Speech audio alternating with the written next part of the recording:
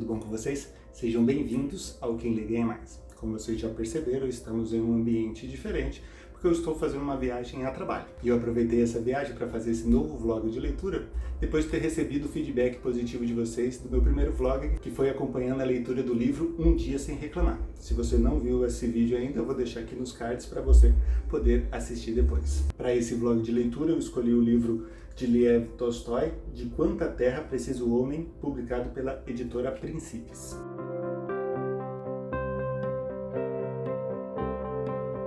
Dos grandes autores russos, eu não li nenhum livro até agora. Porém, a Ellen sempre tem insistido para eu começar a mergulhar nesse mundo fascinante que é a literatura russa. Então, vou começar por aqui por Tolstói. E esse livro aqui, ele é composto de 4 contos, que tem como título Do que vivem os homens, 3 perguntas, A cafeteria de Surate e De quanta terra precisa o homem, que é o conto que dá o título a esse livro. E como vai funcionar esse vlog? Ao final de cada conto, eu venho aqui e passo as minhas impressões e o que eu achei. Então continue aqui no vídeo e acompanhe esse vlog de leitura para descobrirmos de quanta terra precisa um homem.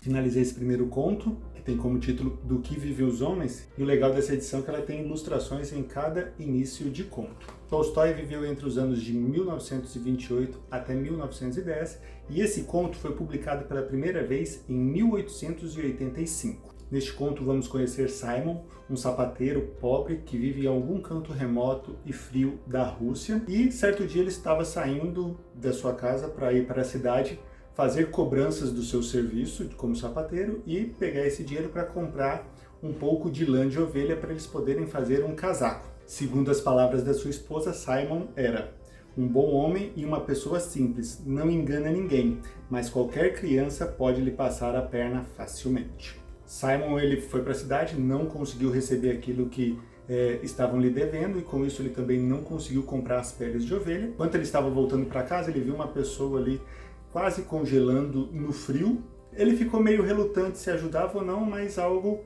moveu o seu coração e ele voltou lá, ajudou aquela pessoa e o levou para casa para dar um abrigo para aquela pessoa não passar a noite no frio. Chegando em casa, Simon encontra sua esposa Matriona e quando a esposa vê que ele voltou sem as peles de ovelha e ainda trazendo uma pessoa, ela ficou já injuriada. Tiveram ali uma leve discussão, porém uma pergunta que Simon fez mudou um pouco o pensamento dela, que foi o seguinte: você não tem amor de Deus em seu coração? Isso por quê? Porque Matriona ela tinha feito a última refeição que eles tinham ali de recursos, porque ela estava esperando o marido voltar com o dinheiro e eles poderem continuar comprando os mantimentos e vivendo. E quando ele volta sem dinheiro e com mais uma pessoa, aí para ela foi a gota d'água e isso meio que desestabilizou um pouco o casal. Mas depois daquela pergunta, ela refletiu e pegou o último pedaço de pão, facas, colheres e encheu as canecas com kvass, que é um tipo de bebida fermentada. E com isso eles tiveram ali aquela refeição e cada um foi para o seu canto dormir. E tem uma parte aqui que eu achei muito interessante, que foi o seguinte: a Matriona, quando ela estava deitada, ela se lembrou de que tinha comido o último pedaço de pão e que não havia sobrado nada para o dia seguinte. E pensou na camisa e na calça que havia dado para ele, o indigente, né? Sentiu-se triste, mas quando se lembrou de como ele sorrira, seu coração se alegrou. E esse texto aqui me fez lembrar uma discussão que a gente estava tendo ali numa roda de amigos e conversando sobre quando a gente divide algo, as coisas multiplicam. E isso a gente vai ver também aqui, claro, nessa história, porque eles foram dormir, não tinha nada para comer no dia seguinte, porém aquela pessoa ela ficou um bom tempo morando com eles e algumas coisas mudaram ali na rotina de Simon e Matriona e as crianças também. Só que uma coisa que eu achei interessante é o seguinte: durante a história a gente não vê que eles ficaram ricos, que eles juntaram muito dinheiro e que as coisas enriqueceram a ponto deles esbanjarem, porém eles não passaram necessidade. Eles dividiram e com o decorrer do dia as coisas foram acontecendo e eles sempre tiveram o sustento para aquele dia. Então, esse pensamento de que, opa, eu só tenho aqui para mim, vou ficar com isso e não dá para dividir, é um pensamento muito egoísta. E quando a gente pensa que a divisão ela pode multiplicar, isso é algo que pode parecer um paradoxo, mas é algo real e muito interessante. Então, assim, quando a gente divide, as coisas multiplicam. E nesse conto, algumas perguntas vieram à mente, e quando eu li essa parte aqui, que a pessoa pensou em determinadas coisas, isso deixou ela triste, depois ela lembrou de um sorriso, isso deixou ela feliz, ou a alegrou. Então, de onde vem a alegria? São das coisas, ou das pessoas, ou das nossas ações, ou das nossas atitudes? Algo a se pensar. De onde vem a sua alegria? O que te motiva? O que te alegra? O que te faz feliz? São coisas? Ou são atos? Ou são pessoas? O que te faz feliz?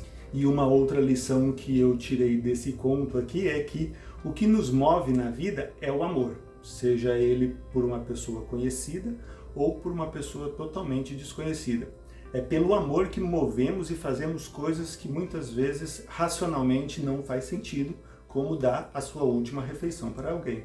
Mas é com amor que nós agimos e é com o amor de Deus nos nossos corações que essas atitudes elas saem de forma altruísta e não egoísta. Existem algumas outras lições bem interessantes que a gente aprende aqui no final desse conto, porém eu não vou compartilhar para também não estragar e contar o spoiler do conto. Então fica a dica para você ler esse conto e descobrir mais algumas lições interessantes que a gente pode ter dentro do nosso relacionamento e também para a nossa vida.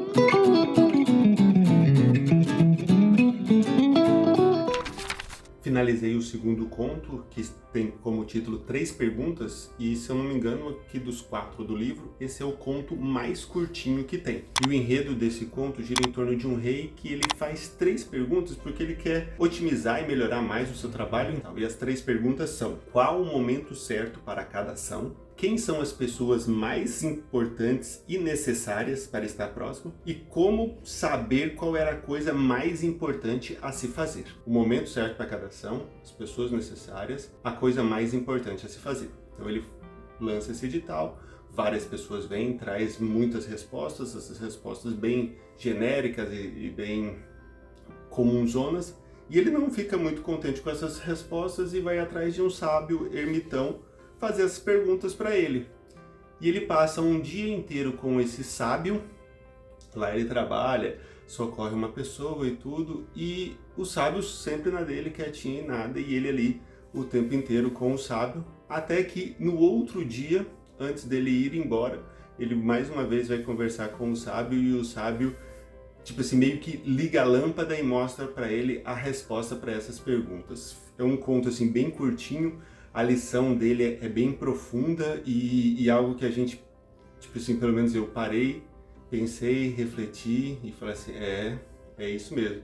Eu não vou contar aqui qual que é a solução, porque, tipo assim, senão perde todo o gosto, todo o enredo dessa história, mas é algo assim que é muito importante. E se todos nós conseguíssemos entender e colocar em prática a resposta a essas 3 perguntas, creio que as nossas vidas seriam muito melhores. Então, é bem curtinho esse conto, acho que você consegue encontrar ele na internet disponível, coisa rápida você lê e vale muito a pena. As 3 perguntas de Lev Tolstói. Confira lá e depois conta aqui nos comentários o que você achou desse conto.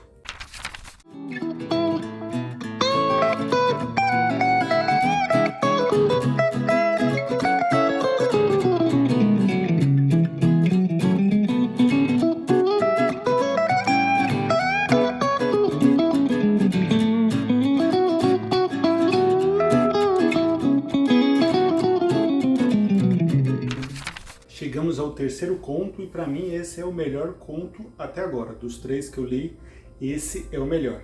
A Cafeteria de Surate. Ela foi escrita em 1891 e publicada pela primeira vez em 1893. A história se passa dentro de uma cafeteria lá na Índia, onde um erudito teólogo, depois de ter estudado muito e lido sobre Deus, ele acabou perdendo o juízo e ficando confuso até mesmo na questão da existência ou não de Deus. E daí ele fez uma pergunta para um escravo dele que estava com ele, perguntando assim: diga-me, escravo, você acha que Deus existe? Daí o escravo responde: é claro que ele existe. E conta ali a sua crença, no que ele acredita. Aí, o que acontece? Outra pessoa ouviu aquilo e falou: não, você está errado, Deus é assim e cuida disso e daquilo. E daí vamos ver uma discussão que vai envolver islamistas, judeus, católicos, protestantes, todo mundo falando que Deus, qual que é o Deus verdadeiro e qual que é o caminho para a salvação. E dentro dessa cafeteria tinha um chinês que ficou ali o tempo inteiro quieto, só tomando o chá dele, bem de boa, bem tranquilo. Enquanto todo mundo ali estava discutindo acaloradamente, ele estava quieto. Então todo mundo se virou para aquele chinês e perguntou assim para ele o que ele tinha para falar, qual que era a opinião e quem que estava certo. E o chinês, para mim, ele é o melhor da história, que foi o que fez eu gostar mais, porque assim, o chinês ele começa a montar a sua argumentação sobre essa questão da existência ou não de Deus, contando uma história da viagem dele, no qual ele também passou por um momento assim de grandes discussões. Esse assunto é algo que eu gosto muito, tenho lido vários livros referentes a esse tema, e esse conto ele traz uma argumentação que eu achei muito interessante. E meu sonho é tornar pelo menos um pouquinho parecido com o chinês, tanto na sua sabedoria quanto na sua forma de conversar com as pessoas. Eu acho muito legal quando a gente consegue conversar com os outros de temas conflitantes ou pontos de vista diferentes, mas com respeito, com compreensão, com amor. Eu acho que todo diálogo, quando funciona dessa maneira, ele é muito proveitoso para ambos os lados. Então esse foi o terceiro conto, A Cafeteria de Surate.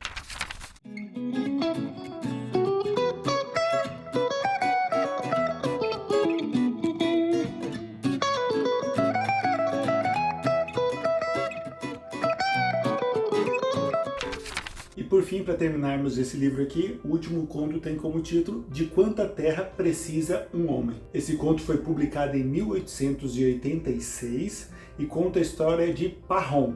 Ele é um agricultor que tem a sua porção de terra e ele com a sua família cultivam aquela terra para questão de subsistência e também para produzir produtos para comercializar e assim gerar sua fonte de renda. Certo dia, a esposa de Pahom estava conversando com a irmã dela e elas estavam falando sobre os estilos de vida, porque cada uma morava numa região diferente, uma morava no campo e a outra morava na cidade, no vilarejo, né?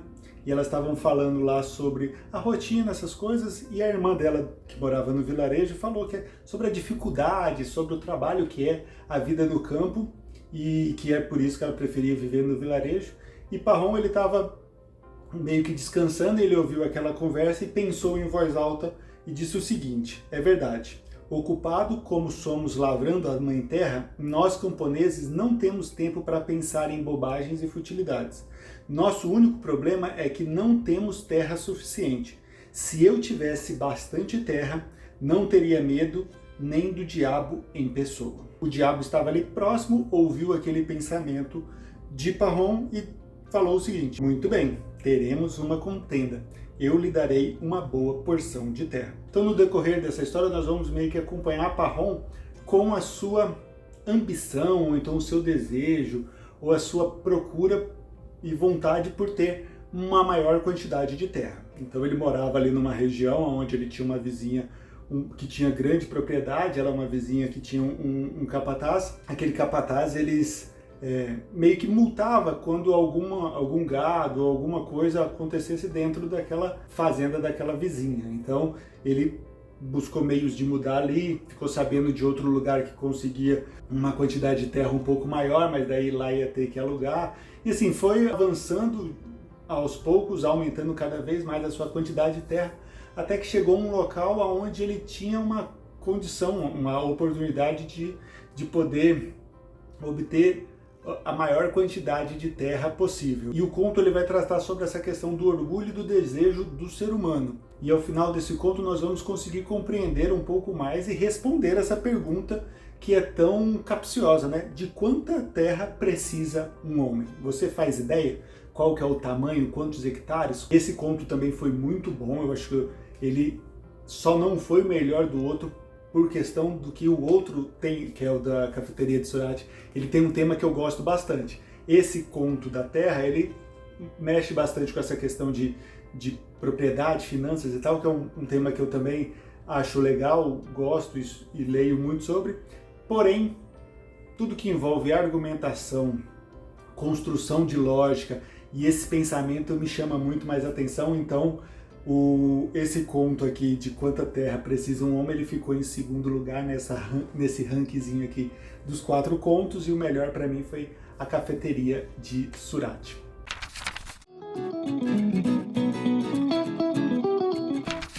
Chegamos ao final deste vídeo, espero que vocês tenham gostado desse vlog de leitura. Se vocês gostaram, deixa aqui nos comentários para eu poder saber e fazer mais vlogs como esse.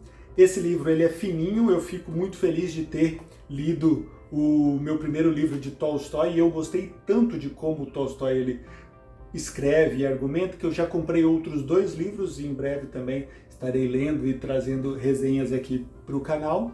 E se você já leu algum livro de Tolstói, qual foi esse livro? Deixa aqui nos comentários para eu saber. Se você não conhecia Tolstói, fica aqui a recomendação desse grande escritor russo, que é considerado um dos grandes autores da humanidade.